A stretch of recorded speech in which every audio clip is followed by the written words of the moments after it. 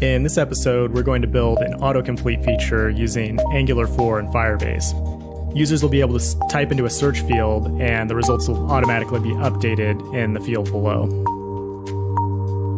In order to demonstrate this feature, we have the real-time database populated with a series of movies.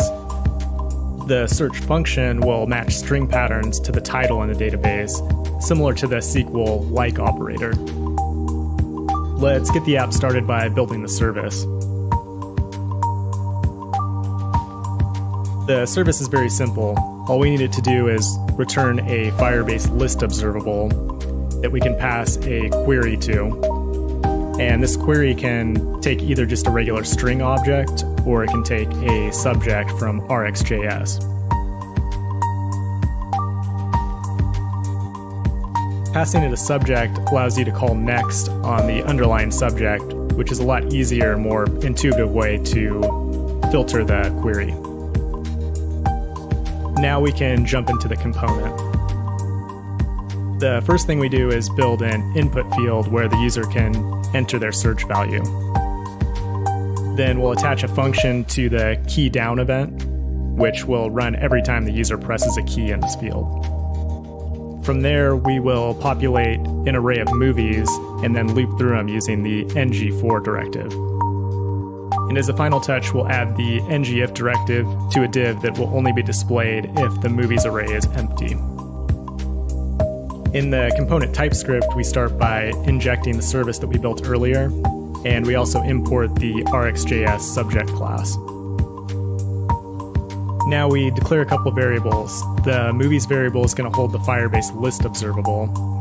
The start@, and end@, variables are both going to hold subjects. And it's important that these are each their own individual subject. During the onInit lifecycle hook, we'll trigger the getMovies function from the service, and we'll pass it the two subjects that we declared earlier. Then we subscribe to it, and the value that it emits will be our movies variable. Now we can define the search function.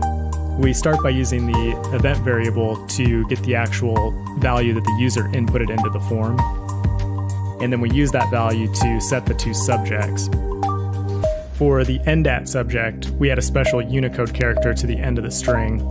This basically tells Firebase to match the first pattern and then anything that comes after that first pattern as well. Again, it's very similar to the SQL like operator. So at this point, we actually have a working autocomplete feature, but there's a few optimizations that we can make. Currently, we're hitting the database after every key down event, which is very inefficient.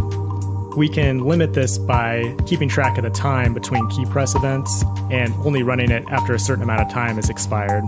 In this case, we'll set it to 200 milliseconds between key presses.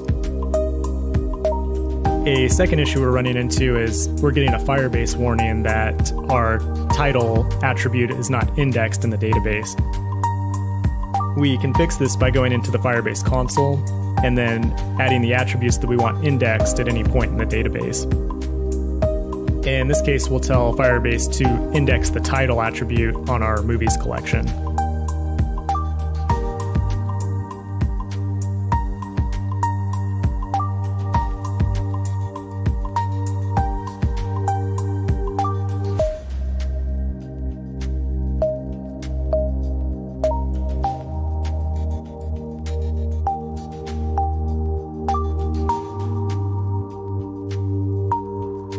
That's it for this episode. If you found the video helpful, please like and subscribe.